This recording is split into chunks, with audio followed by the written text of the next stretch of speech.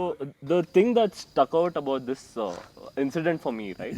This person till date, I have even forgotten how he looks, but I'll never forget that incident. And I'm sure in all your travel journeys you have encountered people that you probably would never have otherwise, and people who stick to your mind like anything. I think we need to talk about people like that because they are what make travel experiences so great. The only person I remember really clearly from my traveling is this lady who was sitting next to me on a flight, and she kept insisting that I open the window to let in the fresh air. Really? Are you serious? And did you? Well, I'm sitting here, so no, I didn't. I don't know if she was drunk, what is happening with her, but that was wild. So this thing happened to a friend of mine, and they had gone to Kenya on a trip, and she's this really beautiful looking girl, and I'm not making this up. One of the natives over there literally offered her boss 3 dozen cows in exchange for her hand in marriage. Is So- that the going rate now? Yeah, I think. I mean, I was like, she was not even that good looking. I think 3 dozen cows. It's like quite high. Gautam, have there been any such instances? But one guy actually sticks out. So this was in China. Okay. So there is a place called Yangshuo.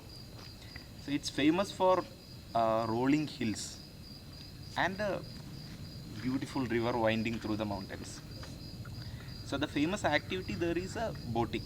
Okay.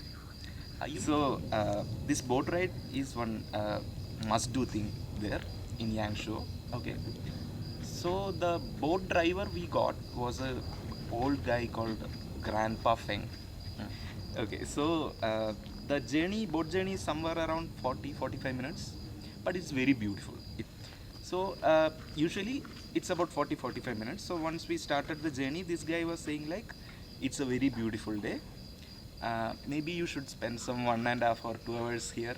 I will make the boat go slow.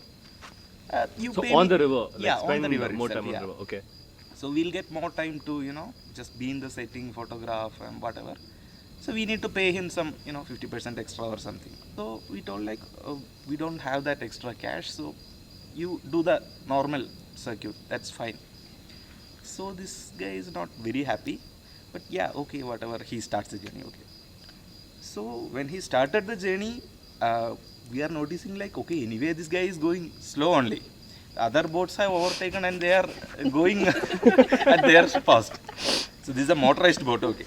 So this guy's engine had an issue, and his boat can't go fast.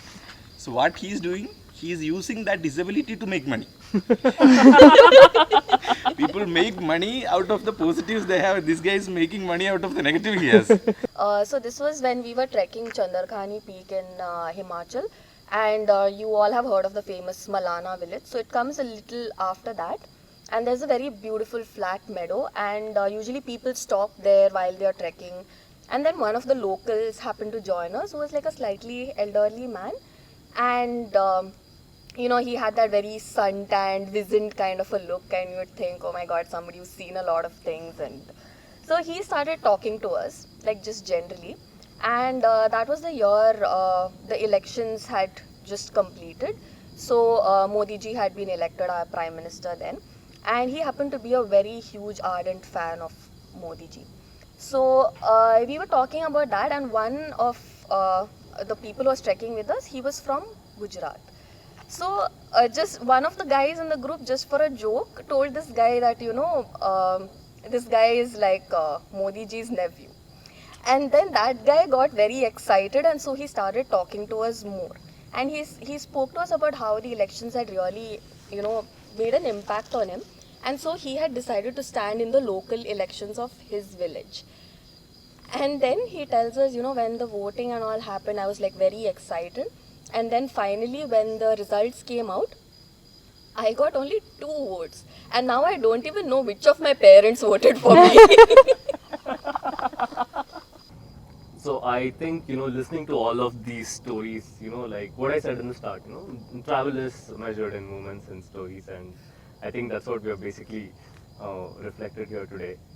And just sort of to sum it up, sum all these experiences, what is that one word that comes to your mind when you say travel? One word, one phrase, whatever is it. How do you sum up travel in your mind?